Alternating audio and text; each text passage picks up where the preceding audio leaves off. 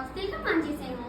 आज मैं ऐसे वीर नागा योद्धा के बारे में बताने जा रही हूँ नईके झा को कैंगुरु से जिन्होंने बर्फीली पहाड़ियों पर नंगे पांव चढ़कर देश को दुश्मनों को हराया और महावीर चक्र से सम्मानित हुए। साहस को कवच बनाकर देशभक्ति को दिल में लेकर उन्होंने दुश्मनों को हराया। तो चलिए जानते हैं उसकी वीर गाथा। नींबू साहब बर्फ में लड़ने वाला सिपाही कैप्टन नईके झा की सॉरी कहानी। बर्फीली रात थी, कारगिल का पहाड़ पर हवा तेज थी और तापमान शून्य से नीचे चला गया था। हर सांस में ठंड चुभ रही थी। एक तरफ गोलियों की बौछार हो रही थी और दूसरी तरफ भारतीय सैनिकों का हौसला पहाड़ से भी ऊंचा था। इनमें से एक थे कैप्टन नईके झा कैंगुरु से, जिन्हें सब प्यार से नींबू साहब भी कहते थे। इनका जन्म 15 जुलाई 1974 ईस्वी को हुआ था। वे नागालैंड के नेरहेमा गांव के निवासी थे। कैप्टन कैंगुरु के दो भाई थे, नक्सेब कैंगुरु से और अतोली कैंगुरु से। तो चलिए जानते हैं एक बहादुर दिल वाला नागा योद्धा के बारे में। नागालैंड के पहाड़ों से आने वाला वह जवान जो बचपन से ही अलग था। अनुशासन साहस का तो उनमें जन्म से ही था।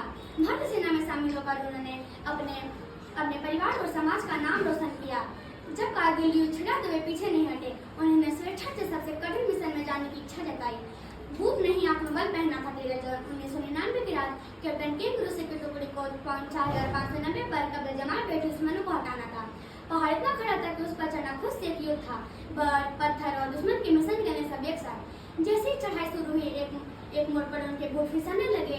युद्ध की पकड़ कमजोर थी और एक गलत कदम पूरे मिशन को खतरे में डाल सकता था।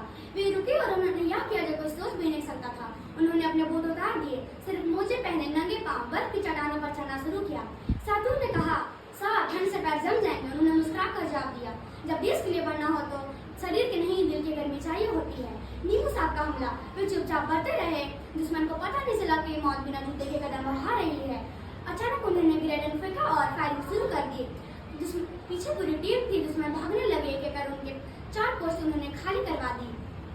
अंत में जब आखिरी गोली बची थी, एक गोली उनके कमर में लगी। वे गिरे नहीं, खड़े रहे, फायर करते रहे।